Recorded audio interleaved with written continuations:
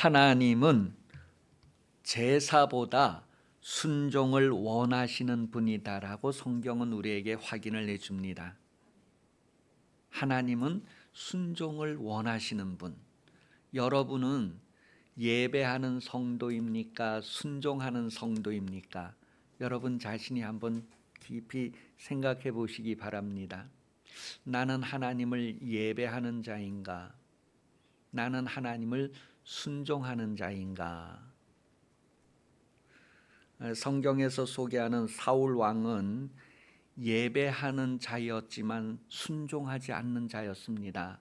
사울 왕은 예배는 드렸지만 순종은 하지 않는 삶을 살았다는 것을 성경 우리에게 말합니다. 그래서 사울 왕을 표현할 때에 하나님을 거역한 사람, 완고한 사람 그렇게 표현을 합니다.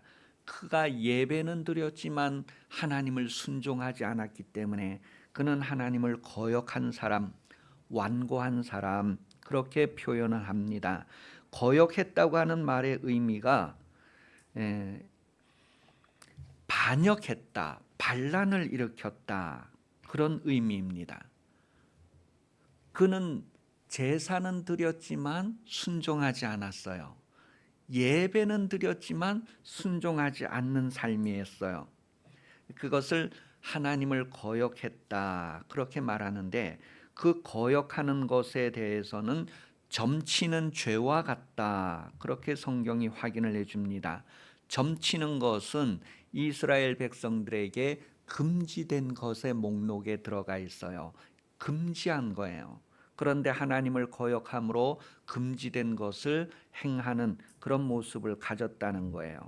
완고하다라고 하는 의미는 교만하다, 뻔뻔하다라고 하는 의미인데 그 속뜻이 무엇이냐 하면 하나님을 밀어제치고 그 자리에 자기가 서는 뻔뻔함이다는 뜻이에요. 그래서 그것을 우리가 쉽게 이해하는 단어로는 교만이다 그렇게 말합니다. 교만. 그러니 여러분 사울 왕은 하나님께 예배는 드렸지만 순종하지 않는 인생을 보여줍니다. 그 순종하지 않는 것은 바로 거역함, 하나님께 반역하는 것이다. 왜 그렇게 되었느냐 했을 때 완고해져서 그 완고함은 교만함을 얘기하는데 그 교만의 의미가 무엇이냐면 하나님을 밀쳐내고 하나님의 자리에 그 하나님을 밀쳐내고 자기가 그 자리에 서는 뻔뻔함입니다. 그렇게 해서 그 완고함에 대하여서는 교만이다라고 하는데 교만은 곧 자기를 우상 숭배하는 것과 같다 그렇게 표현을 하고 있는 것이죠. 왜 사울 왕이 이렇게 되었을까요? 이스라엘 중에서 가장 준수하고 정말 인물 됨됨이가 괜찮다 여겨져서 선택받은 초대 왕이었습니다. 그런 초대 왕 사울이 왜 이렇게 되었을까? 왜 이렇게 되었을까라고 하는 질문의 답을 사무엘상 15장 23절에서 24절에 기록하고 있습니다. 바로 하나님의 말씀을 버렸기 때문이요 사람의 말을 들었기 때문이다 그렇게 확인을 해줍니다. 여러분 말씀을 버리는 죄가 얼마나 큰 죄인가를 우리는 아주 생각하고 인식하고 각성하고 살아야 합니다. 하나님의 말씀을 버리는 죄가 얼마나 엄청난 죄인가. 에덴 동산에서 아담과 하와가 하나님의 말씀을 버렸어요. 하나님의 말씀을 버린 죄가 바로 죽음이다라고 하는 것을 가져왔다고 말해줍니다. 성도의 생활은 하나님의 말씀을 버리지 않는 것에서 출발을 하게 됩니다.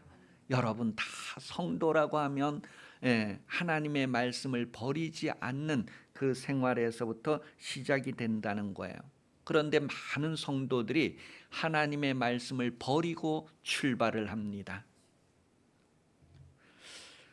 하나님의 말씀을 버리면 벌써 성도 생활은 실패입니다.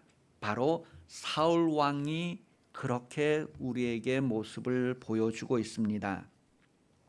하나님께서 원하시는 순종, 그 의미를 청종이다라고 합니다. 청종하니까 세상 사람들은 새로 나오는 술 이름인가 뭐 그럴 것 같아요. 그런데 여러분, 성경에서 하나님께서 원하시는 것이 순종이, 제사보다도 순종을 원하신다 할 때 그 순종은 청종의 의미입니다. 청종의 의미가 무엇이냐 하면 바로 들은 것을 행하는 것을 말합니다. 듣고 행하는 것을 청종이라고 해요. 그런데 많은 사람들이 듣기는 들어도 행하지 않습니다. 듣기는 들어도 믿음과 화합하지 않습니다. 그 믿음으로 구원받을 줄 아는 성도들의 신앙생활이 많이 있다는 거예요. 많은 사람이 그 넓은 길을 가고 있다는 거예요. 좁은 길을 찾기 위해서 깨어있는 사람이 얼마나 될까? 애굽에서 인도해내신 하나님이 이스라엘에게 요구하신 것 하나가 있습니다. 예레미야 7장 22절에서 26절에 보면 바로 하나님의 말씀을 순종하는 거였어요. 한번 읽어볼까요? 예레미야 7장 22절에서 26절까지입니다. 시작. 사실은 내가 너희 조상들을 애굽 땅에서 인도하여 낸 날에 번제나 희생에 대하여 말하지 아니하며 명령하지 아니하고 오직 내가 이것을 그들에게 명령하여 이르기를 너희는 내 목소리를 들으라. 그리하면 너희 하나님이 되고 너희는 내 백성이 되리라. 너희가 내가 명령한 모든 길을 걸어가라. 그리하면 복을 받으리라 하였으나 그들이 순종하지 아니하며 귀를 기울이지도 아니하고 자기들의 악한 마음에 꾀와 완악한 대로 행하여 그 등을 내게로 돌리고 그 얼굴을 향하지.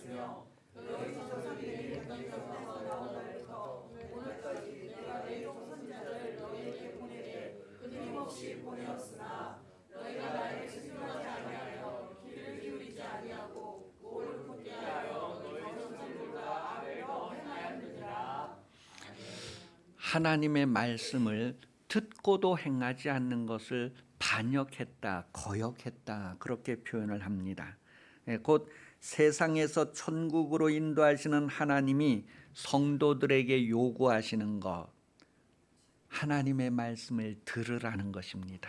그때 듣는 것은 듣고 종과 같이 의지를 가지고 행동하는 것을 말합니다. 그래서 청종한다고 하는 의미예요. 애굽에서 출발하신 하나님이 광야에서 이스라엘 백성에게 요구하시는 것이 바로 청종이었습니다. 그런데 이스라엘 백성은 그들의 현실에서 듣기는 들어도 행동하지 않았다는 것을 우리에게 말해줍니다. 오직 여호수아와 갈렙 그 두 사람만이 청종했다라고 하는 것을 민수기 32장을 통하여서 우리에게 확인을 해주고 있습니다. 하나님의 말씀을 청종하지 않은 결과 하나님은 그들을 떠나게 되었다. 그들과 하나님 사이가 멀어지게 되었다. 그런 것들을 성경은 기록하고 있습니다. 여러분, 하나님께서는 여러분의 보호자로 여러분을 결코 떠나지 아니하시는 분이다라고 성경은 확인해 줍니다. 민수기 14장에서요. 다른 것들은 다 떠날지라도 하나님은 떠나지 않으시는 분. 민수기 14장 8절 9절입니다.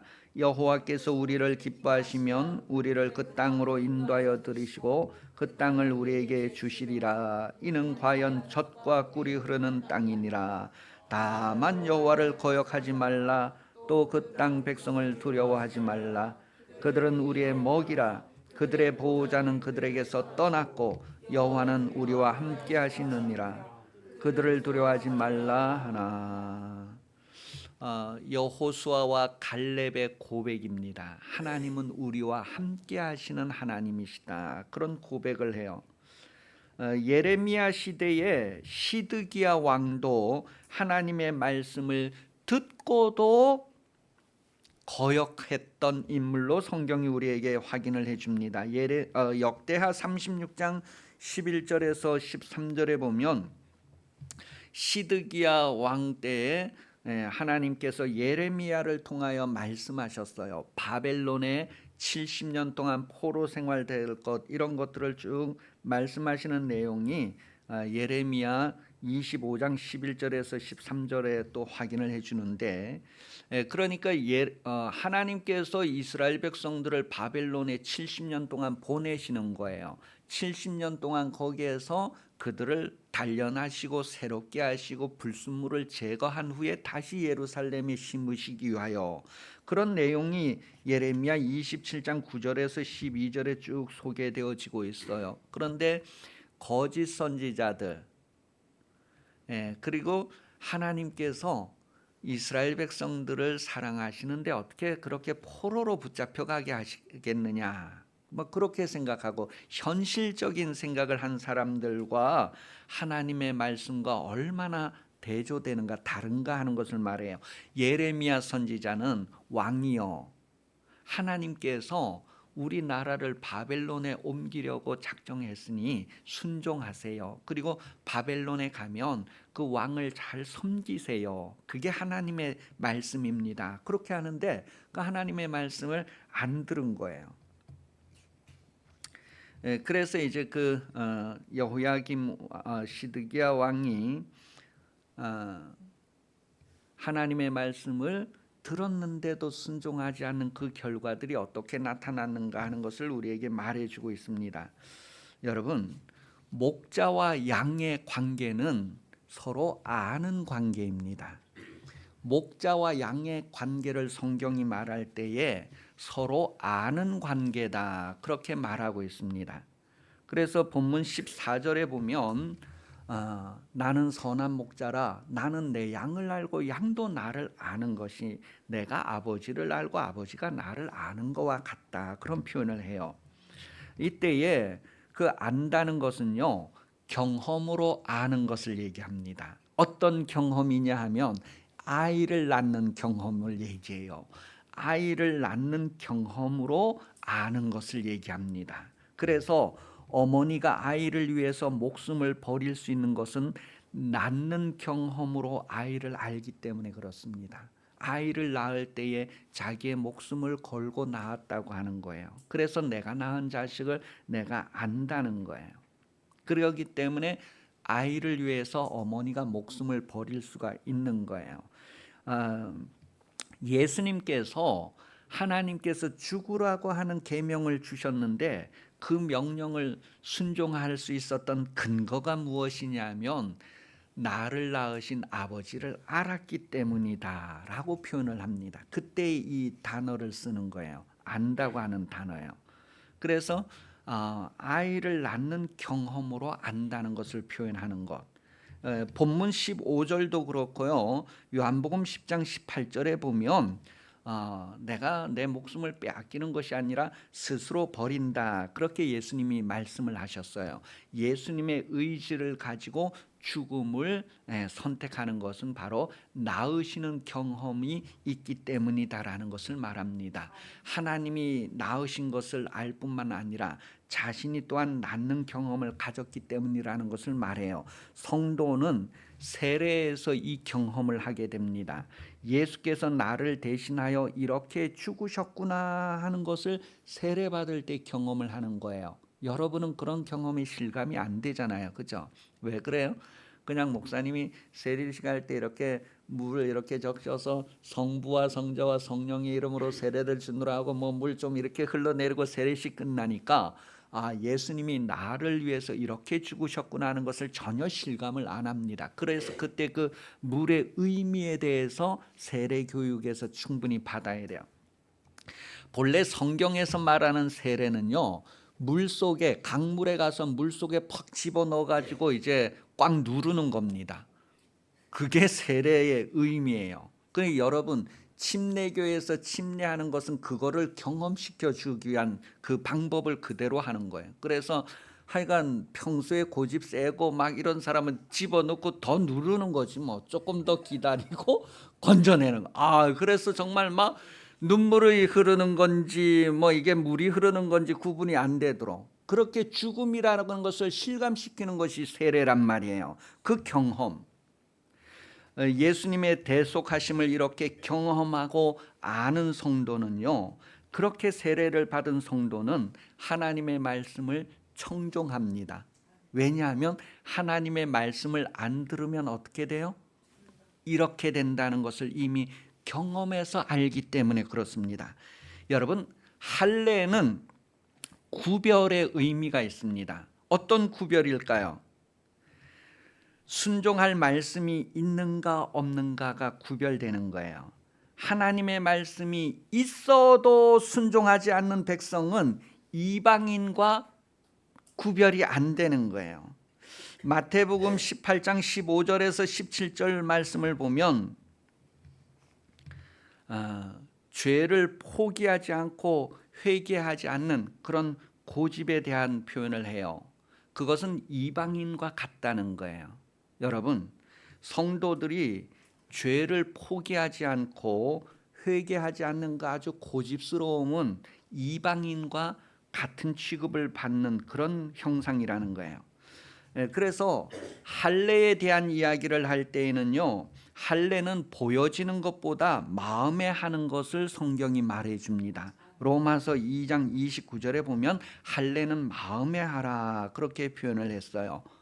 그런데 예레미야 9장 26절 같이 읽어보려고 합니다. 예레미야 9장 26절 보세요. 곧 애굽과 유다와 에돔과 암몬 자손과 모압과 및 광야에 살면서 살적은 깎은 자들에게라. 무릇 모든 민족은 할례를 받지 못하였고, 할례를 받지 않은 사람이나 이스라엘 백성들이 육신으로는 할례를 해도 마음의 할례를 받지 않은 것이나 다 똑같이 취급되는 거예요. 그래서 신명기 10장 16절은 좀 더 나아가서요, 그러므로 너희는 마음의 할례를 행하고 다시는 목을 곧게 하지 말라. 마음의 할례를 안 한 사람들은 아주 목이 곧은 상태, 거만한 상태, 순종하지 않는 그런 모습을 표현하고 있는 것이죠. 할례는 마음에 해라. 왜냐하면 마음에 한다는 의미가 바로 순종할 수 있는 상태이기 때문에 그렇습니다. 할례를 마음에 하지 않은 사람은 목이 곧은 사람, 뻣뻣한 사람, 교만한 사람, 순종하지 않는 그런 상태를 얘기해요. 여러분은 여러분 마음에 세례의 흔적을 가지고 있습니까? 여러분 마음에 예수님이 나를 대신해 죽으셨다고 하는 그 흔적을 마음에 가지고 있습니까? 그러면 순종하는데, 오늘 많은 사람들이 그 흔적을 가지고 있지 않아서 하나님의 말씀을 듣기는 들어도 행하지 않습니다. 자기를 속인다는 거예요. 자기는 그렇게 신앙생활하고 교회 다니면 천국 갈 줄 알았는데 실상은 천국 가지 못한다는 거예요. 인생 70년 80년 다른 사람이 속이는 것이 아니라 자기가 자신을 속인대요. 여러분은 예배자입니까? 순종하는 자입니까? 여러분은 하나님의 말씀을 듣기만 하는 자입니까?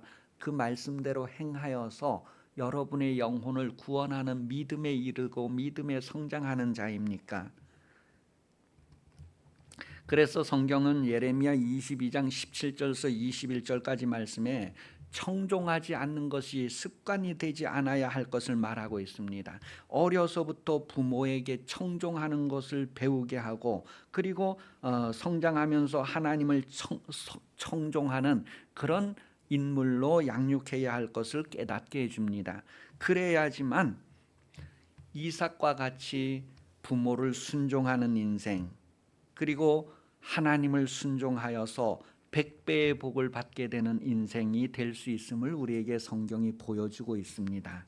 여러분, 이삭은 창세기 22장 9절에 보니까 죽기까지 부모를 순종했다는 것을 알려줍니다. 그리고 그가 하나님을 순종했더니 100배의 복을 받았다라고 하는 내용을 창세기 26장 2절, 6절, 12절에서 13절까지 쫙 소개를 해주고 있어요. 선한 목자는 양을 위해서 목숨을 버린다라고 오늘 말합니다. 왜냐하면 낳으신 경험이 있기 때문이다. 그랬을 때에 요한복음에서는 말씀이 육신이 되어 오셨다라고 하는 것은 피 흘리기 위해서 나으시는 경험을 가지기 위해서 오신 것을 말하고, 야고보서 1장 18절은 나으셨다라는 것을 확인을 해줘요. 말씀으로 나으셨다라는 거예요. 여러분, 전도하는 것은 이 말씀으로 낫는 과정이에요. 그래서 그게 힘듭니다. 언제까지?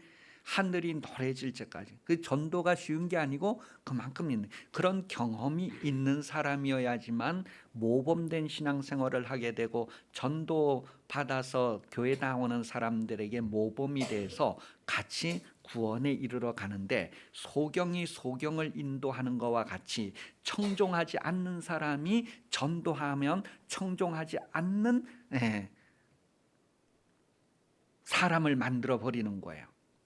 그러니 여러분 자신이 얼마나 하나님 앞에 다시 한번 신중하게 살펴봐야 할까를 깨닫게 됩니다.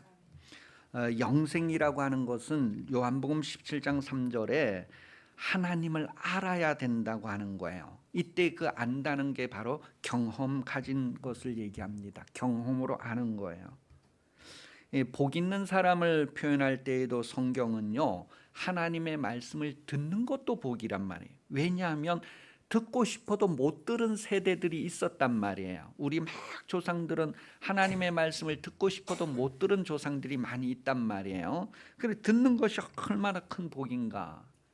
그리고 성경을 읽고 싶어도 못 읽는 사람들이 수두룩한데 우리가 읽게 되었다는 게 얼마나 복인가. 하나님의 말씀을 다시 되새길 수 있고 읽게 되었다는 게 얼마나 복인가. 반복할 수 있다는 게 얼마나 복인가 하는 것을 말합니다. 그리고 하나님의 말씀을 행할 수 있다는 것이 얼마나 복인가 하는 것을 말합니다. 하나님의 말씀이 없어서 행하고 싶어도 행할 수 없는 사람들, 택함받지 못한 사람들, 그들과 택함받은 자가 얼마나 큰 복인가 하는 그 차이를 깨달을 수 있어요. 성경은 하나님을 자기의 하나님으로 삼은 사람이 복이 있다, 그렇게 확인을 해주고 있어요. 여러분, 하나님, 나의 하나님, 그렇게 아무나 할 수 있는 것이 아니라 하나님과의 언약 관계가 있는 사람만 그렇게 할 수 있어요. 언약 관계가 있는 사람만 하나님이 보호하시는 거예요. 너희가 내 말을 들으면, 내 말을 청종하면 나는 너의 하나님이 되고 너는 나의 백성이 된다고 하는 그런 관계를 얘기합니다. 여러분은 복 있는 사람입니까?